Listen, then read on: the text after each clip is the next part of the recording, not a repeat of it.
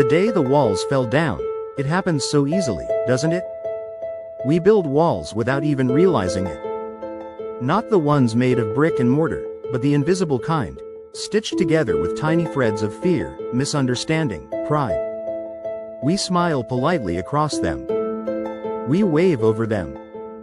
Sometimes, we even decorate them with polite words and good intentions. But they're still walls. Separating. Dividing. Whispering. You are not like me. You stay over there. And yet, beyond those walls, life is waiting. Full and messy and heartbreakingly beautiful. Beyond those walls are hands we haven't yet held, stories we haven't yet heard, friendships we haven't yet dared to believe we could have. There is a house I remember from my childhood. A crooked, cranky little thing, leaning under the weight of too many winters. The woman who lived there was nothing like my family. She wore giant hats covered in plastic fruit. She blasted jazz music at 6 in the morning. She called everyone, honey, and handed out butterscotch candies wrapped in gold foil, even when you hadn't asked.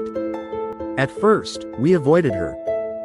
We whispered about her hats, her music, her strangeness. We stayed behind the neat, picket fence of our comfort. But then, one summer afternoon, it happened. The fence broke. Literally.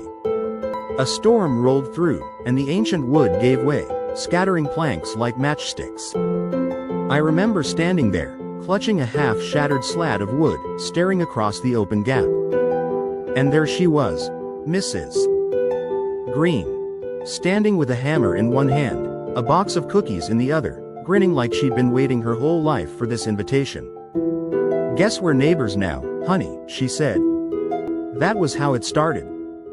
With broken boards, shared cookies, and jazz music rumbling across a lawn suddenly free of borders.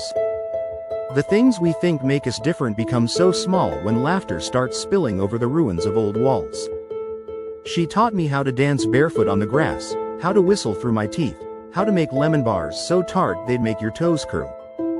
I listened to her stories, wild, raucous tales about growing up in a city where neighbors fought over laundry lines but cried together when babies were born. I learned about her sorrows too. The battles she'd fought, the heartbreak she carried like old photographs tucked into a worn-out wallet. And somewhere in the middle of all that living, the invisible wall between us and them crumbled to dust. She wasn't strange anymore. She was Mrs. Green. She was family. And somewhere along the way, I realized, she had always been family. We just hadn't noticed yet. The world outside our little block still tried to rebuild its walls. It still shouted about us and them, about lines that shouldn't be crossed. But inside that open yard, inside hearts that had dared to lean toward each other instead of away, we knew better. We knew that people aren't meant to live behind fences. That stories and sorrows and songs don't belong in separate rooms. That love, real love, isn't about finding those exactly like yourself. It's about loving despite the differences. Because of the differences. It's about sharing your last butterscotch candy with someone who blasts jazz at 6 in the morning. It's about realizing that sometimes, the music you thought was noise becomes the soundtrack of your best memories. The walls we build to keep others out only serve to lock us in. They shrink our lives. They steal from us the very thing we crave the most, connection.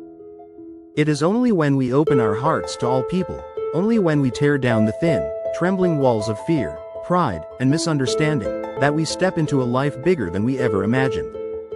It is only then that we see each other, truly see each other, as equals. As brothers. As sisters. As souls traveling the same wild, beautiful road home. And the best part?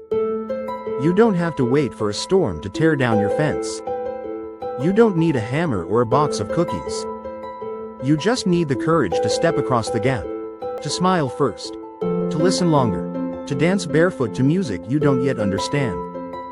Because somewhere beyond the wall, someone is waiting for you. And when you meet them, you will wonder why you ever believed you were so different after all. Thank you for helping us spread love.